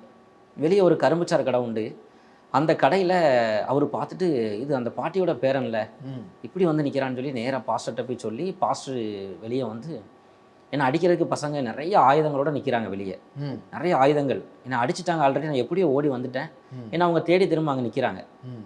இந்த அவர் கரும்சரை கடைக்காரர் பேசிகிட்டு இருக்கிறார், அதை பார்த்துட்டு நிற்கிறாங்க. நேராக பாஸ்டர் வெளியே வந்த உடனே ஆட்கள்லாம் வந்த உடனே என்னை அவங்க ஓடிட்டாங்க. ம். எங்கே பாஸ்டர் எனக்கு முகத்தை கழுவி விட்டு என்னை மேலே படுக்க வச்சு அதுக்கப்புறம் 4-5 பேர் சேர்ந்து என்னை வீட்டில் கொண்டு விட்டாங்க. ம். வீட்டில் கொண்டு விட்டு அவ்வளோ பயங்கரமான குடிகாரன். எனக்கு என்ன நடக்குன்னே தெரியாது. ஈவினிங் ஒரு 10 பேர் வர்றாங்க எங்கள் பாஸ்டரோட சேர்ந்து எனக்காக ப்ரேயர் பண்ணுறாங்க. ஆனால் நான் எனக்கு சுயநினைவு இல்லை, அவ்வளவு குடி. இப்படி நிறைய டைம் நிறைய பேர்கிட்ட அடி வாங்கியிருக்கிறேன். அடிக்கடி என்னுடைய உடம்புல எண்ணி பார்த்தா ஒரு 100 தையல், 80 to 100 தையல் நான் எண்ணி காமிச்சிருவேன். ம். எல்லாமே நார்மலாக அடிபட்டதில்லை. நான் வண்டியில் வேகமாக போய் கீழே விழுந்து குடி போதையில் நிறையா சண்டை போட்டு என்னோடய தலையில் மட்டும் 14 தையல், இந்த இடத்துலேருந்து இங்கே வரைக்கும். ஒரு சண்டையில் ஒரு பைப் எடுத்து ஒரு குரூப் என்னை அடிச்சிட்டாங்க. அடித்து ஓப்பன் ஆகிருச்சுன்னு தான் நினச்சேன். நான் ஜிஹெச்சு கூப்பிட்டு போய் எனக்கு தையல் போட்டு 13 தையல் இருக்குது. இங்கேருந்து 13-14 தையல் நினைக்கிறேன். சென்டரில் அடித்து பெரிய ஹெல்மெட் மாதிரி போட்டு 1 மாதம் இருந்தேன். நிறைய காரியங்கள், ஒரு 100 தையல் இருக்கும் நினைக்கிறேன். நான் உடம்புல 100 தையல் கண்டிப்பாக இருக்கும். அடிக்கடி எங்கள் மாமாவுக்கு ஃபோன் வரும், முத்துக்குமார் உங்கள் மருமகன் இந்த மாதிரி ஒயின் ஷாப்பில் சண்டை போட்டு ரத்தத்தோடு கிடக்குறாங்க, இங்கே கீழே விழுந்து கிடக்குறாங்க அப்படின்னு சொல்லி ஃபோன் போகும். உடனே எங்கள் மாமா என்னை கூப்பிட்டு போய் நிறைய ஹாஸ்பிட்டல் கூப்பிட்டு போய் நிறைய தையல் போட்டிருக்கிறாங்க, நிறைய எனக்காக கஷ்டப்பட்டுருக்கிறாங்க. ஒரு அக்மார் குடிகாரனா, பயங்கரமான குடிகாரன். இந்த மாதிரி சூழ்நிலைகளில் தான் நான் ஒரு நாள் வாழ்க்கையை ரொம்ப வெறுத்து கஷ்டப்பட்டு, நமக்கு வாழ்க்கையே பிடிக்கல, நம்ம எங்கேயாவது மறிச்சிருவோம், இல்லை இந்த ஊரை விட்டு எங்கேயாவது போயிடுவோம். எப்படி அந்த திடீர்னு அந்த விரக்தி எங்கேருந்து வந்தது? விரக்தி என்னன்னா, எனக்கு ஏன்னா இது மாற்றம்லாம் இல்லை, விரக்தி தான். விரக்தி வெறுப்பு. அப்பவும் குடிச்சிட்டு தான் யோசிப்பேன். நான் தெளிவாக யோசிக்க மாட்டேன். குடிச்சிட்டு இந்த குடிபோதையிலே யோசிப்பேன். இனிமேல் நம்ம எங்கே வாழ, நம்ம நிறைய டைம் 2-3 டைம் சூசைட்லாம் அட்டன் பண்ணியிருக்கேன். நான் வீட்டில் ஒரு டைம்லாம் சேலையெல்லாம் எடுத்து போட்டு கதவை பிடிட்டேன். எங்கள் மாமா பாட்டி வந்து கதவை திறந்து, அதுக்கப்புறம் அந்த மாதிரி நிறைய நடந்திருக்கு. நிறைய. அதுக்கு என்ன காரணம் சொல்லுவீங்க? என்ன காரணம்? அதான் நான் எனக்கு வாழ பிடிக்கல அப்படி இப்படின்னு சொல்லுவேன். இந்த மாதிரி நிறைய பேர் எனக்கு வந்து அட்வைஸ் பண்ணுவாங்க. நிறையா எனக்காக ஜெபிச்சவங்க நிறைய பேர் உண்டு அந்த நேரத்தில். என்னுடைய மாமா எந்த கூட்டத்துக்கு போனாலும், சர்ச்சுக்கு போனாலும், ப்ரேயர் மீட்டிங்ஸ்லையும் எனக்காக என்னுடைய மருமக ரட்சிக்கப்படணும். எங்கள் பாட்டி யாரை பார்த்தாலும் கண்ணீர் வடிப்பாங்க. என்னுடைய பேரை நான் வளர்த்தேன், அவன் இந்த மாதிரி ஆயிட்டான், அவனுக்காக ஜோம் பண்ணுங்க ஐயா, அவன் ரட்சிக்கப்படணும். பாஸ்டர்கிட்ட, ஊழியர்கள்ட்ட, யார் யாரெல்லாம் விசுவாசிகள் பார்க்குற எல்லாத்தையும் சொல்லுவாங்க. ஆனால் நான் இப்படி போய்கிட்டே இருந்தேன். ஒரு நாள் நான் இனிமேல் நான் அந்த உலகத்தில் வாழக்கூடாது, மறிக்கணும், இனிமேல் நமக்கு வேறு யார் இருக்கா, நேசிக்க யாருமே இல்லை. ஒரு நாள் மறிக்க போகும்போது நம்மளை ஆண்டவர் தேடி வந்தாருங்கிற அந்த சிந்தனையே இல்லாமல், நம்மளை நேசிக்க இயேசுன்னு ஒருத்தர் இருக்கார் அப்படிங்கிற எண்ணமே இல்லாமல், பிசாசு என்ன அவ்வளவு பயங்கரமான ஆழமான குழியில் என்னை வச்சுருந்தான். அந்த உணர்வே இல்லாமல் இருந்தேன் நான். ஒரு நாள் மறிக்க போன ஆண்டவர் தேடி வந்தனால தான் இத்தனை வருஷம் உயிரோட இருக்கிறோம் அப்படிங்கிற உணர்வே எனக்கு இல்லை. என்னை குருடனாக்கி வச்சுருந்தான் பிசாசு. அப்போ என்னுடைய ஒரு நாள் நான் ரோட்டில் நின்று கத்திக்கிட்டு இருக்கிறேன், சண்டை போட்டுட்ருக்கிறேன் ஒரு ஆள்கிட்ட ஃபோனில் பேசிகிட்டு இருக்கும்போது தான் என்னுடைய சபை பாஸ்டரோட மகன் என்னை பார்க்குறாங்க. அவங்க என்னை பார்த்து, என்ன தம்பி இப்படி கத்திக்கிட்டு இருக்கிற? அப்போ அவங்ககிட்ட எல்லா நிலமையும் நான் சொல்கிறேன். ஆனால் என்னுடைய வாழ்க்கையில் என்ன நேசிக்க யாருமே இல்லை. என்னுடைய என் மனைவியில் நான் காதலிக்கிற பொண்ணு, என்னை விரும்பின பொண்ணும் இப்படி நான் பண்ண பிரச்சனையினால் இந்த மாதிரி ஆயிடுச்சு. இப்போ எனக்கு யாருமே இல்லை அப்படின்னு சொல்லி அவங்கள்ட்ட சொல்கிறேன். அவங்க என்னை கூப்பிட்டு போய் சபையில் வச்சு ப்ரேயர் பண்ணி, அதே சபை, வருத்தப்படாதம்மா அப்படின்னு சொல்லி எனக்காக ப்ரேயர் பண்ணி எனக்கு தைரியம் கொடுத்து அனுப்பி விட்றாங்க. திடீர்னு ஒரு நாள் எனக்கு ஒரு ஃபோன் வருது, புது நம்பர்லேருந்து வருது. நான் அட்டன் பண்ணுறேன், நான் லவ் பண்ண பொண்ணு பேசுகிறாங்க. எனக்கு ரொம்ப ஷாக். எங்கேருந்து பேசுகிற, நீ எங்கே இருக்க? ஏசப்பா செய்த முதல் அற்புதம் அப்படின்ட்டு நான் கேட்குறேன் அவட்ட. அப்போ கேட்குறேன், அவள் சொல்கிறா நான் திருநெல்வேலியில் இருக்கிறேன். அவள் சொல்கிறா, நீங்கள் கொஞ்ச நாள் நல்லா இதாக இருங்க, உன் நல்லவங்களாக காமிங்க, அப்போ நான் என் வீட்டில் பேசி நான் திரும்ப உங்களை மேரேஜ் பண்ணுறதுக்கு ஈஸியாக இருக்கும். குடும்பத்துக்கே அவங்களால பயங்கர அவமானம், அதனால் நான் இங்கே இருக்கிறேன், நீங்கள் கொஞ்சம் திருந்தி இருங்க. அதுக்கப்புறம் அவளை கான்டாக்ட் பண்ண முடியாது. இப்படிப்பட்ட சூழ்நிலையில் எனக்காக எல்லோரும் ஜோம் பண்ணிகிட்டு இருக்கிறாங்க. ஒரு பக்கம் மாமா, ஒரு பக்கம் பாட்டி, ஒரு பக்கம் சபை மக்கள், ஒரு பக்கம் நான் குடிச்சிக்கிட்டே இருக்கிறேன். திரும்ப ஆரம்பிக்கிறேன். ஆமாம், திரும்பியும் குடிக்க தான் சரி, ஆனால் கூட முடியல. எங்கே விட்டேன் ஆரம்பிக்கிறது. ஆமாம். அதுக்கப்புறம் தான் ஒரு நாள், இனிமேல் நம்ம வாழக்கூடாது, இந்த உலகத்தை விட்டு மறைச்சிட வேண்டியதான், யாருமே இல்லை நமக்கு. சர்ச்சில் எல்லாரும் சொல்கிறாங்க, பீகாரில் உன்னை ஜெம்ஸுக்கு மிஷினரியாக அனுப்புகிறேன், நீ ஆண்டவர்களுடைய வாழ்க்கையை ஒப்புக்கொடு, நீ ரட்சிக்கப்பட்டு ஒழுகி ஞானஸ்தானம் எடுத்து நீ ஆண்டவருக்குடைய வாழ்க்கையை அர்ப்பணி, நீ பீகாருக்கு மிஸ்டர் இந்த ஊரே எனக்கு வேண்டாம் அப்படிங்கிறாங்க. ஒரு கட்டத்தில் அதுக்கும் நான் முடிவு பண்ணுறேன், பீகாருக்கு போயிடலாமா அப்படின்னு யோசிக்கிறேன். அங்கே போனால் குடிக்க முடியாதுன்னு யோசிக்கிறேன் நான். அவங்க ரசிக்கப்பட்டு ஞானஸ்நானம் எடுத்து போக சொல்கிறாங்க, ஆனால் நான் குடிக்க முடியாதுன்னு யோசிக்கிறேன். கடைசியில் ஒரு நாள் இனிமேல் நம்ம வாழ வேண்டாம், இந்த வாழ்க்கையை நமக்கு வேண்டாம், மறைச்சிரும் அப்படின்னு சொல்லிட்டு நான் ரொம்ப மனம் வந்து இருக்கும்போது தான் மைக்கேல் ராஜ்னு சொல்லி ஒரு அண்ணன், எங்கள் சபையில் அவங்க ஹைகோர்ட் லாயர், அவங்க நல்ல ஊழியர், அவங்க எனக்கு நிறையா டைமில் எனக்கு ஆறுதலாக இருந்திருக்காங்க. நான் குடிச்சிருப்பேன், ஆனால் என்னை தேடி வந்து என்னை பைக்கில் கூப்பிட்டு நிறைய மீட்டிங்ஸ் கூப்பிட்டு போவாங்க. அங்கே தூத்துக்குடியில் நடக்கிற மீட்டிங்ஸ், வெளியூர் நடக்கிற மீட்டிங்ஸ் பைக்கில் வச்சு. ஆனால் நான் குடிச்சிருக்கிறேன், குடித்தாலும் பரவாயில்ல வா ஆண்டவனை தொடுவார் ஒரு நாள் அப்படின்னு அந்த குடிபோதையில் போய் நான் மீட்டிங்ஸில் உட்காந்துருப்பேன். அங்கே பாட்டு படிப்பாங்க, நானும் பாட்டு படிப்பேன், ஆனால் போதையில் இருப்பேன். ஒரு நாள் அண்ணன் எனக்கு பார்த்து ஆண்டோடைய சுவிசேஷத்தை சொல்கிறாப்புல, ஆண்டவர் உனக்கு இருக்காங்க, ஆண்டரை தேடி உன்னுடைய வாழ்க்கையே மாறும். அண்ணன் அதுக்கு மேலே எனக்கு 2-3 கேசஸில் எனக்கு சப்போர்ட் பண்ணியிருக்கிறாங்க, போலீஸ் கேசஸில், வக்கீலுங்கிறதுனால. அதனால் அண்ணன் மேலே ஒரு அன்பாக இருப்பாங்க, தாய் தகப்பு இல்லாத பையன் அப்படின்னு சொல்லிட்டு. அப்போ அண்ணன் ஒரு நாள் சொன்னாங்க, அண்ணனும் சொல்கிறாங்க, எனக்கு எங்கள் பாஸ்டருடைய பையனும், எங்கள் இப்போ ஜான்சன் அண்ணன், அவங்க 2 பேரும் என்னையை கூப்பிட்டுட்டு வா அந்த பொண்ணு வீட்டில் போய் நம்ம பேசுவோம். அவங்க முடிவு பண்ணுறாங்க, இந்த பொண்ணை அவனுக்கு பேசி முடிச்சு வச்சுருவோம், இப்போ கொஞ்சம் ஒபே பண்ணி வர்றான், இப்போ ஓரளவுக்கு மாற்றம் இருக்குது, நம்ம சொல்கிறத கொஞ்சம் விட்டுருக்கேன். அவங்கள மீட் பண்ணுறதுக்கு போகிறதுக்கு முன்னால் ஒரு நாள் குடிக்க மாட்டேன், ஏன்னா ஸ்மெல் அடிக்கும். ஒரு ½ டேக்கு முன்னால் குடிக்க மாட்டேன், அதுக்கு மேலே குடிச்சிருப்பேன், பார்ட் டைம் குடிக்காரனா மாறிட்டேன். எல்லாமே ஒரு சுயநலம் தான், ஏன்னா ஏதாவது ஒரு காரியம் நடக்கணும் அப்படிங்கிறதுனால. பொண்ணு வீட்டுக்கு போய் பேசுகிறாங்க, நல்ல பையன், இப்போ திருந்துவான், அவங்க பொண்ணையே கட்டி வைங்க, அவங்க முடியாது அப்படின்னு சொல்லி சொல்கிறாங்க. ஃபஸ்ட்டு நீங்கள் போயிருந்தீங்களா கூட? இல்லை, நான் காரில் வெளியே இருக்கிறேன். நல்ல வேலை. ஆமாம், ஏன்னா அண்ணன் காரில் நல்ல பையன்லாம் சொல்லும் போது நீங்கள் அவ்வளோதான். நான் போயிருந்தா முதல்ல அவங்களே அக்செப்ட் பண்ணியிருக்க மாட்டாங்க, வெளியே போங்க தயவு செய்துன்னு சொல்லியிருப்பாங்க. என்னைய முக்கில் காரில் உட்கார வச்சுட்டு இவங்க 3 பேரும் பேசிட்டு வந்தாங்க. ஃபஸ்ட்டு முடியாதுன்னு சொன்னாங்க, 2வது அந்த பொண்ணு என்கிட்ட அதுக்கப்புறம் பேச ஆரம்பிச்சிட்டா, அடிக்கடி பேச ஆரம்பிக்கிறான். நான் திரும்பி அந்த பொண்ணை ஏமாத்துறேன், நான் இப்போ திருந்திட்டேன், குடிக்கிறது இல்லை. இப்போ பேசிகிட்டு இருக்கும்போது ஒரு நாள் அவங்க அம்மா அப்பாவும் பார்த்துடுறாங்க, 2 பேர் பேசிட்டு இருக்கீங்க, ஃபோனில் பேசிகிட்டு இருக்கா. அவள் பேசிகிட்டு இருக்கும்போது அவங்க அம்மா பார்த்துடுறாங்க. பார்த்துட்டு என்ன அம்மா அப்பா குடும்பத்தை கேவலப்படுத்திட்டான், அசிங்கப்படுத்திட்டான், இன்னும் அந்த பையன்ட்ட தான் நீ பேசிகிட்டு இருக்கிறியா அப்படின்னு சொல்லிட்டு, இனிமேல் நாங்கள் உன்னை விட்டு வச்சிருக்க மாட்டோம், அந்த பையனுக்கு கெட்டி வச்சிடுறோம். எனக்கே. ஆமாம், இப்படி கேவலப்படுத்தின ஒரு பையனை திரும்பி நீ பேசிகிட்டு இருக்கிற, அப்போ என்ன சொன்னாலும் நீ கேட்க மாட்டான், அவனை தான் கல்யாணம் முடிச்சு வச்சுருன்னு சொல்லிட்டு, அதே டைமில் எங்களுடைய நான் சொன்னேன் இல்லையா ஜான்சன் அண்ணன், மைக்கேல் ராஜ் அண்ணன் வக்கீல், அவங்க என்னுடைய மாமா, எல்லோரும் பேசி ஒரு சின்ன ஹாலில் கல்யாணம் முடிச்சு வச்சிடுறாங்க. இப்போ உங்கள் பாட்டி மாமா பாட்டி இருக்கிறாங்க, அத்தை இருக்கிறாங்க, எல்லாருமே இருக்கிறாங்க, எல்லாரும் ஓகே தான். நாங்களும் தனியாக ஒரு வீடு பார்த்து நானும் என்னோட ஒய்ஃப் இருக்கிறோம். அதுக்கப்புறம் நான் குடிக்கிறேன். இப்போ குடித்தனமும் ஆகியாச்சு. ஒரு 6 மாதம் நான் கண்டினியூ, 6 மாதம் to 1 வருஷம் நான் குடிக்கிறேன். ஆனால் அவள் யார்ட்டையும் சொல்லலை. அவங்க வந்து சண்டையிலேயே திருமணம் முடிச்சு வச்சதுனால எங்கிட்ட யாரும் இப்போ திருமணம் கிறிஸ்துவ முறைப்படி நடந்ததா? எதுவுமே கிடையாது, எந்த முறையும் கிடையாது. 2 மாலை, ஒரு செயினும் அவங்க எடுத்து கொடுத்த செயின், என் கையில் எதுவுமே இல்லை. மனைவிக்கு எனக்கு அடிக்கடி சண்டை வரும், அவளை பயங்கரமாக அடிச்சிருவேன். அவங்க அம்மா அப்பாட்ட சொல்ல முடியாது, ஏன்னா அவங்களும் பேச மாட்டாங்க. அவங்க ஆசைப்பட்டு அவங்க பேரண்ட்ஸ் எவ்வளோ தடுத்தும் உங்களை கல்யாணம் பண்ணா. இப்படிப்பட்ட சூழ்நிலையில் ஒரு நாள் அவளுக்கு எனக்கு பயங்கர சண்டை. நான் நீங்கள் இப்படி இருந்தீங்கன்னா நான் தற்கொலை பண்ணிடுவேன், நான் யார்ட்டையும் சொல்ல முடியாது, என்னை ரொம்ப மிரட்டிட்டா, எனக்கு கஷ்டம், எது நைட்டு பண்ணிடுவாளான்னு சொல்லிட்டு விடிய முடிச்சிருக்கிறேன்.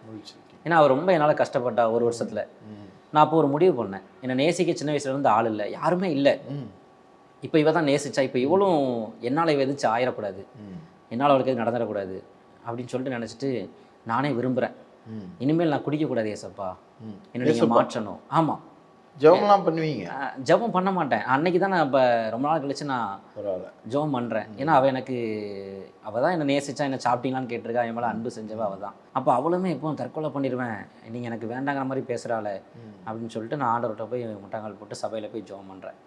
ஏசப்பா, நான் குடிக்கணும்னு விரும்புகிறேன், என்னால் அந்த குடியை விட முடியல, எனக்கு ஒரு 3 லட்ச ரூபா கடன் இருக்குது, நான் வேலை பார்க்குற சம்பளத்தை விட கடன் அதிகமாக கட்டுறேன், இனிமேல் நான் குடிக்கக்கூடாது, நான் ஆசைப்பட்றேன், என்னோட குடியை நீங்கள் மாற்றுங்க, உங்களால் தான் முடியும் அப்படின்னு சொல்லிட்டு சபையில் முட்டாங்கால் போட்டு நான் முதல் முறையாக உணர்வோட அவனுடைய சமூகத்தில் போய் நான் ஜெபம் பண்ணுறேன்.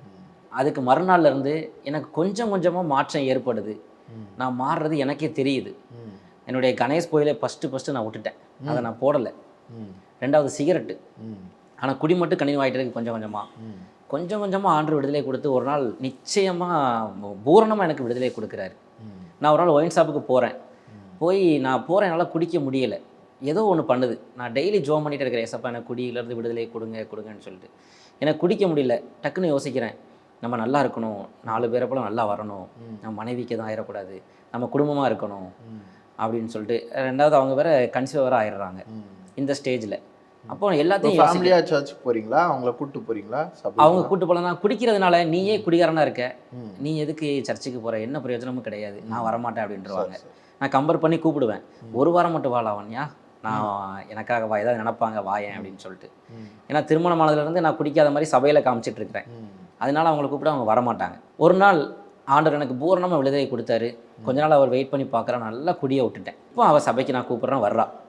அவள் என்கிட்ட சொன்ன காரியம் என்னென்னா, நான் எத்தனையோ அம்மா அப்பாட்ட பேசும்போது எத்தனையோ கோவில்களில் உங்களுக்காக ப்ரேயர் பண்ண சொல்லியிருக்கிறேன், நிறைய காரியங்களும் உங்களுக்காக செஞ்சுருக்கிறேன், ஆனால் எதுவுமே விடுதலை தரல. நீங்கள் சபைக்கு போய் ப்ரேயர் பண்ணி உங்களுக்கு இந்த குடியிலேருந்து விடுதலை கிடச்சிருக்கு. அந்த இயேசு கிறிஸ்து தான் விடுதலை கொடுத்துருக்கிறாரு. அப்போ அவர் தான் உண்மையான தெய்வம். எத்தனை வருஷம் நீங்கள் வந்து குடிச்சிங்க? நான் ஒரு 17 வயசில் குடிக்க ஆரம்பித்தேன். 28 வயசு வரைக்கும் நான் குடிச்சிருக்கிறேன். அதான் அவ்வளோ போதைக்கு அடிமையாக வாழ்க்கையில். ஆமாம் ஆமாம், இயேசு சுவாமி விடுதலை, இயேசு சாமி என்னை தேடி வந்தார். நான் எல்லாத்தையும் சொல்லுவேன், அடிக்கடி என்னை தேடி 3 பேர் வருவாங்க. என்னுடைய நண்பர்கள், எனக்கு கடன் கொடுத்த கடன்காரர்கள், போலீஸ், இந்த 3 பேர் தான் என்னை தேடி வருவாங்க. ஆனால் ஒரு நாள் நான் ஆண்டவர் சமூகத்தில் இருக்கும்போது ஆண்டவர் என்னை தேடி வந்தார். 4வது ஒருவர். ஆமாம், 4வது ஒருத்தர் தேடி வந்தார். இவ்வளோ நாள் உன்னை நேசிக்க யார் இல்லைன்னு சொல்லிட்டு இருந்தப்பா, உன்னை நேசிக்க நான் இருக்கிறேன். உன்னை நேசித்து கொண்டே இருந்ததுனால தான் நீ இவ்வளோ நாள் குடிச்சிட்டு கீழே விழும்போதும், நீ அடிபடும் போதும், நிறைய பேர்கிட்ட அடி வாங்கும் போதும் நான் நேசித்ததுனால தான் நான் உயிரோட கிருபையாக பாதுகாத்து வச்சிருக்கிறேன் அப்படின்னு சொல்லி ஆண்டவர் எனக்கு உணர்த்தி என்னோட இடைப்பட்டு என்னுடைய வாழ்க்கையை மாற்றினாங்க. என் மூலமாக என்னுடைய மனைவியும் ரசிக்கப்பட்டாங்க. அதுதான் பாருங்களேன், எவ்வளோ பேர் ஊழியம் பண்ணி ஒரு ஆத்மா சம்பாதிக்கிறாங்களான்னு எனக்கு தெரியல. ஆனால் எதுவுமே செய்யாம கர்த்தர் உங்களுடைய ரட்சிப்பு மூலமாவே உங்களுடைய மனைவியும் சேர்த்து ரட்சித்தாங்க. எவ்வளோ பெரிய ஒரு சுவிசேஷகரா மாறி. கண்டிப்பா. அவங்க 22 வயசு வரைக்கும் பயங்கரமான இந்து குடும்பத்தில் இருந்தவங்க. அவங்க அப்பெல்லாம் சாமி ஆடுவார். அப்படியே பார்த்து வளர்ந்தவங்க என்னோட ஒரு ரட்சிப்பு, ஒரு விடுதலையை பார்த்து அவங்க ரட்சிக்கப்பட்டாங்க. உங்களுடைய மனமாற்றம் அவங்களுடைய வாழ்க்கையில இப்படி ஒரு காரியத்தை செய்ய முடியும்னா அவர் தான் உண்மையான தெய்வம் அப்படின்னு சொல்லிட்டு இப்போ வரைக்கும் அவங்க ஆண்டரை விடாமல் தொடர்ந்து பிடிச்சிட்டு என்னோட ரொம்ப பக்திகரமாக இருப்பாங்க ஆண்டருக்குள்ள. நான் வேலை பார்த்துட்டு இருந்தேன். என்னுடைய வேலையில் ரொம்ப சம்பளம் கம்மி, ஏன்னா கடன் அவ்வளோ வச்சுருந்தேன். திடீர்னு ஒரு நாள் எனக்கு ஒரு பிஸ்னஸ் ஸ்டார்ட் பண்ணணும்னு சொல்லி ஒரு எண்ணம் மனதில் உண்டாகுது. அப்போ அதுக்கு உண்டான சூழ்நிலைகள் ஒன்றுமே இல்லை, பணம் கிடையாது, கடன் இருக்குது. லாக்டவுன் போடுறாங்க, போடுறதுக்கு முன்னால் அந்த சூழ்நிலைகள் இருந்த டைமில் அப்போ ஆண்டர் எனக்கு உணர்த்துறாங்க. இருந்த கடனில் மேற்கொண்டு கடன் வாங்கி ஆண்டருக்குள்ளே ஜோம் பண்ணி ஒரு சின்ன தொழில், ஒரு லேத்து பட்டறையை நாங்கள் ஆரம்பிக்கிறோம். நான் என்னுடைய மனைவிட்ட சொல்கிறேன், ஒரு 3 மாதம் 4 மாதம் ரொம்ப கஷ்டமாக இருக்கும், குடும்பத்துக்கு நான் செலவு கூட காசு கொடுக்க முடியாது அப்படின்னு சொல்லி தான் ஆரம்பிக்கிறேன். ஆனால் அந்த பிஸ்னஸ் ஆரம்பித்தோம். ஆண்டருடைய கிருபையால் நல்லா அதை ரன் பண்ண ஆண்டவர் உதவி செஞ்சாங்க. நான் ஒருவனாக இருந்தேன், ஆனால் ஆண்டவர் ஆபிரகாம் போல் என்னை பெருக பண்ணார், தொழிலில் பெருக பண்ணார். எனக்கு சப்போர்ட்டாக ஒரு 3 பேரை கொடுத்தாரு. என்னோடய ஒய்ஃபோட தம்பி, என்னுடைய மாப்பிள்ளை அவன், அதுபோக 2 பேர் என்னுடைய ஃப்ரெண்ட்ஸு, அண்ணன் மாதிரி ஒரு 4 பேர் இப்போ ஒர்க் பண்ணுறாங்க ஆண்டருடைய கிருபையால். ஏழ்மையில் இருந்தேன், ஒன்றுமில்லாமல் இருந்தேன். ஆண்டவர் எனக்கு ஃபஸ்ட்டு என்னை தேடி வந்து என்னை ரசித்தார். எனக்கு நல்ல ஒரு வாழ்க்கையை கொடுத்தாரு, பிஸ்னஸை கொடுத்தாரு. இப்போ 4 பேர் ஒர்க் பண்ணுறாங்க என்கிட்ட. ஆண்டவர் மகிமையாக என்ன வச்சுருக்கிறாரு. அது மட்டும் இல்லை, ஆண்டவர் நான் ஊழியத்தில் பயன்படுத்த ஆரம்பித்தார். நான் வாரம் ஃபஸ்ட்டு நான் சொன்னேன் இல்லையா, பாட்டு படிப்பேன், திருப்பூர் சமூகத்தில் போய் அதை திரும்ப கண்டினியூ பண்ண ஆண்டவர் உதவி செஞ்சார். ஹாஸ்பிட்டல் ஊழியங்கள், கிராம ஊழியங்கள், சண்டே கண்டினியூவாக எங்கள் தூத்துக்குடியில் தெரு ஓரங்கள் நிறையா தர்மம் எடுக்கிறவங்க இருப்பாங்க. அவங்களுக்கு சண்டே கண்டினியூவாக நாங்கள் சாப்பாடு கொடுக்குறோம், ஒரு 30 to 50 பேருக்கு. ஏன்னா சாப்பாடு நிறையா கஷ்டப்பட்டதுனால இப்போ வரைக்கும் அதை பண்ணிகிட்டு இருக்கிறோம் ஆண்டவர் கிருபையால். கிறிஸ்மஸ் டைமில் நிறைய ஏழைகளுக்கு ஒரு 50 பேர், குறைஞ்சது ஒரு 50 பேருக்கு சாரீஸு, வேஷ்டி சட்டை எடுத்துக்கிறவங்களுக்கு ஆண்டவர் உயர்த்தி வச்சுருக்கிறாங்க. ஆண்டனை ஊழியத்தில் பயன்படுத்துகிறாங்க. கிராம ஊழியத்துக்கு போகிறோம், சுவிசேஷம் அறிவிக்கிறோம். இந்த டைமில் தான் ஆண்டர் எனக்கு ஒரு பாடலை கொடுக்குறாங்க. அந்த பாடலை கொடுக்கும்போது என்னடா ஆண்டனை ரசித்தாங்க, பிஸ்னஸ் கொடுத்தாங்க, எல்லாம் பண்ணாங்க, திடீர்னு ஒரு பாடலை கொடுக்குறாங்களே அப்படின்னு சொல்லிட்டு. அப்போ இது சாதாரண காரியம் கிடையாது, இது ஒரு பெரிய அளவில் பண்ணணும்னு சொல்லி அதை மியூசிக் பண்ணி ரெக்கார்ட் பண்ணி வீடியோவாக வெளியிட்டோம் யூடியூப்பில். அது பாட்டு நல்லா போக ஆண்டர் உதவி செஞ்சாங்க. 2வது ஒரு பாடலை ஆண்டர் கொடுத்தாங்க. அதை பாஸ்டர் ஆரோன் பாலா அவங்ககிட்ட கேட்டேன். அவங்க அதை பாட்டை கேட்டுட்டு உடனே நல்லா இருக்கியா, நான் பண்ணித்தரேன்னு சொல்லி என் கூட வந்து சப்போர்ட் பண்ணி எனக்காக அந்த பாடல் பண்ணி கொடுத்தாங்க. அந்த பாடல் இப்போ 1.5 லட்சம் தாண்டி வியூஸ் போயிருக்குது அவனுடைய கிருபையால். என்னை யாருமே பார்க்க மாட்டாங்க, பார்க்க விரும்ப மாட்டாங்க என்னுடைய முகத்தை. ஐயோ குடிகாரம் வரான், இவன் மோசமானவன்னு சொல்லி என்னுடைய முகத்தை பார்த்து தான் அந்த பாடலை நான் போட்டேன். 1.5 லட்சம் பேர் பார்த்துருக்குறாங்க. ஆண்டோடைய நான் மகிமைக்காக. ஆண்டவர் இப்போ என்னை நல்லா வச்சுருக்கிறாங்க. 7 வருஷமாக எனக்கு 2வது குழந்தை இல்லாமல் இருந்துச்சு. நாங்கள் ஜோம் பண்ணிகிட்டே இருந்தோம். இப்போ ஒரு 4 மந்த்துக்கு முன்னால் எனக்கு 2வது ஒரு பெண் குழந்தையை கொடுத்துருக்குறாங்க. அது ஒரு பெரிய சாட்சி. அவருடைய மேன்மைக்காக நான் வாழ்ந்து கொண்டிருக்கிறேன். இன்னும் அவருக்காக நான் ஆண்டுக்காக நிறைய காரியங்களை பிளான் பண்ணியிருக்கிறோம். ஊழியங்கள், சுவிசேஷ காரியங்கள் நிறைய ஆண்டு என்ன செய்கிறதுக்கு திட்டங்களை கொடுத்துருக்குறாங்க. அதை நாங்கள் வரக்கூடிய காலங்களில் செய்ய இருக்கிறோம். ஒன்றுமில்லாமல் இருந்த என்னையை ஆண்டவர் உயர்வான இடத்துல வச்சுருக்கிறாங்க. நல்ல ஒரு கம்பெனி, நல்ல வேலையாட்கள். நான் ஒரு ரெண்ட்டுக்கு தான் இருக்கிறேன், ஒரு அந்த கம்பெனி வச்சுருக்கிறேன். இப்போ நான் சொந்தமாக இடம் பார்த்துட்ருக்கிறேன். ஆண்டவருடைய கிருபையால் சொந்த இடம் பார்த்து சொந்த இடத்துல கம்பெனி வைக்கணும்னு சொல்லி ஆண்டவர் அந்தளவுக்கு என்னை உயர்த்திருக்கிறாங்க. அக்யூஸ் லிஸ்ட்டில் இருந்த என்னைய ஆண்டவர் இன்னைக்கு இவாஞ்சிஸ்ட் லிஸ்ட்டில் வச்சுட்டாப்புல. ஆண்டவருடைய நாமத்திற்கு மகிமை உண்டாகட்டும். ஆண்டவர் தாமே என் மூலமாக இன்னும் நிறைய காரியங்களை செய்வாங்கன்னு நம்புகிறேன். நான் ரொம்ப இப்போ பாட்டி மாமா என்னோடய பாட்டி வந்து 6 மாதத்தில் மறைச்சிடும்னு டாக்டர் சொன்னாங்க. ஆனால் எங்கள் பாட்டி வந்து இப்போ தான் 3 வருஷம் ஆச்சு. அவங்களுடைய 92 உயர்வெல்லாம் பார்த்தாங்களா? நான் என்னுடைய மாமா எனக்காக படிப்பை விட்டாங்க. இன்றைக்கி அவங்க ஒரு நல்ல ஊழியக்காரராக இருக்காங்க. அவங்க மூலமாக அநேகர் ஆசீர்வதிக்கப்படுறாங்க. குடும்பமாக அவங்க ஊழியம் செய்கிறாங்க. அதாவது நீங்கள் ஒரு ஊழியக்காரராக இருக்கிறதுக்கு காரணமே என்னுடைய மாமா பாட்டியோட ஜபந்தான். நிச்சயமாக அவங்க ஜபந்தான். அவங்க இப்போ நல்ல ஒரு ஊழியத்தை செஞ்சுட்டு இருக்கிறாங்க. அவனுடைய கிருபையால் நானும் அவங்களோட இணைந்து அவங்களுடைய ஆலோசனையின்படி அவனுடைய கிருபையால் குடும்பமாக நாங்கள் நல்லா இருக்கிறோம். அவனுடைய கிருபையால் ரொம்ப ரொம்ப சந்தோஷமாக இருக்குது. உங்களுடைய சாட்சியை கேட்கும் போது ஒரு ஃபுல் மீல்ஸ் சாப்பிட்ட ஒரு ஃபீல் இருக்குது. குழந்தையிலேருந்தே தேவனுடைய கரம் உங்களை தூக்கி எடுத்ததை பார்க்க முடியுது. ஆமாம், குழந்தையிலேருந்தே உங்கள் வாழ்க்கை வந்து ஒரு சவால் தான். நிறைய காரியங்களில் தேவன் உங்களை வந்து உங்களுடைய உயிரை காப்பாற்றிக்க கருவை ஆரன் பாலையா சொன்னது மாதிரி கருவிலேயே வந்து அவர் உங்களை தெரிந்து கொண்டு இதுவரைக்கும் சிதையாமல் காத்து கொண்டு இன்னைக்கு எவ்வளோ பேருக்கு நீங்கள் வேலை தர அளவுக்கு கர்த்தர் உங்களுடைய கரத்தை உயர்த்தி நல்ல ஒரு குடும்பத்தை கொடுத்து குடும்பமாக ஊழியம் செய்கிற அளவுக்கு கர்த்தர் அநேக பாடல்களை கொடுத்து அதை பல லட்சம் பேருக்கு பிரயோஜனமாக பயன்படுத்தி கொண்டு இருக்கிறத பார்க்கும்போது எங்களுக்கு ரொம்ப சந்தோஷமாக இருக்குது.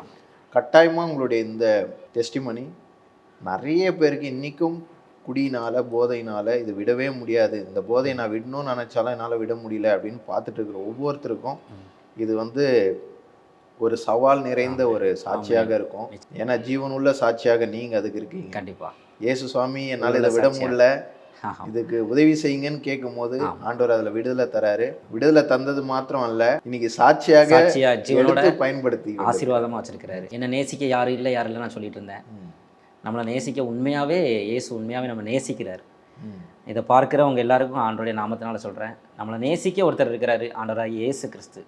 நிச்சயமாக அவரை தேடி இயேசுவே எனக்கு இறங்கும், என்னுடைய பாவங்களை எனக்கு விட்டு கழுவும் அப்படின்னு சொல்லும்போது ஆண்டவர் நிச்சயமாக நம்மளை தேடி வந்து நம்ம ரட்சிக்க வல்லவராக இருக்கிறார்.